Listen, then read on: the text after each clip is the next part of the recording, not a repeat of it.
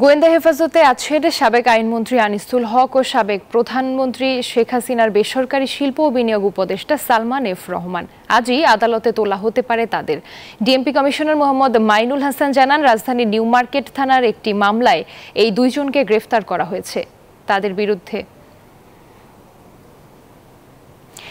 এ বিষয়ে বিস্তারিত জানাতে নিম্ন আদালত থেকে যোগ দিচ্ছেন আমাদের সহকর্মী মাহমুদুল হাসান। মাইক্রোফাইবার কটনের তৈরি ক্লিন মপ, যা ঘরের ফ্লোরকে করে ঝকঝকে পরিষ্কার। ক্লিন ফ্লোর মপ, সহজেই পরিষ্কার। আপনি একটি মামলার কথা বলছিলেন, নিউ মার্কেট থানায় করা মামলায়।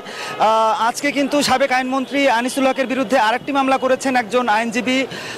তিনি যে মামলাটি করেছেন 2015 সালে তাকে গুম করা হয় এবং দীর্ঘদিন তিনি গুম ছিলেন এবং গুম থেকে ফিরে তিনি কোনো আইনগত প্রক্রিয়া নিতে পারেননি বলে অভিযোগ করেছেন এবং সাবেক স্বৈরাচারী সরকারের প্রধানমন্ত্রী শেখ হাসিনা সহ 6 জনের বিরুদ্ধে তিনি মামলা করেছেন।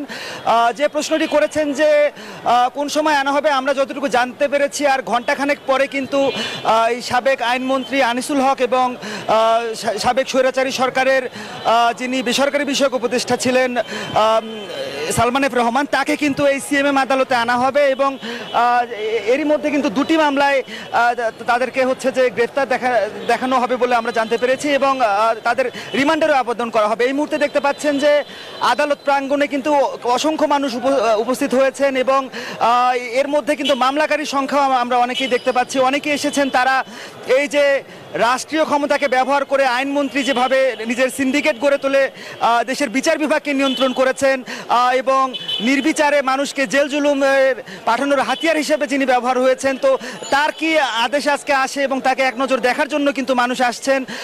2014 সাল থেকে আইনমন্ত্রীর দায়িত্ব পালন করছেন, টানা 2 মেয়াদে আনিসুল হক আইনমন্ত্রীর দায়িত্ব পালন করছেন এবং গতকাল কিন্তু আমরা জানি সদরঘাট দিয়ে নৌকাযোগে পালানোর পথে কিন্তু তাকে এবং বেসরকারি বিনিয়োগ উপদেষ্টা সালমান এফ রহমানকে গ্রেপ্তার করা হয়। সালমান এফ রহমানের বিরুদ্ধে শেয়ার বাজার কেলেঙ্কারির বহু অভিযোগ রয়েছে এবং দেশের সবচাইতে বড় ঋণ খেলাপি তিনি এবং দেশের অসংখ্য মানুষকে কিন্তু তিনি এই যে শেয়ারে তসরুফ করে পথে বসিয়েছেন।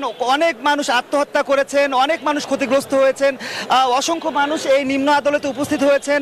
ঠিক কোন মুহূর্তে আনিসুল হক এবং সালমান এফ রহমানকে এখানে আনা হয় এবং আমরা যতটুকু জানতে পেরেছি 3টার দিকে তাকে এই সিএমএম আদালতে তোলা হবে এবং তার এক সপ্তাহ বা তারও বেশি সময় কিন্তু তার রিমান্ড আবেদন করা হবে। তো সার্বিকভাবেই সব দিক থেকে এখানে প্রস্তুতি নিয়েছে আইন শৃঙ্খলা বাহিনী। আমরা অপেক্ষায় রয়েছি। জি মাহমুদ, আপনাকে ধন্যবাদ।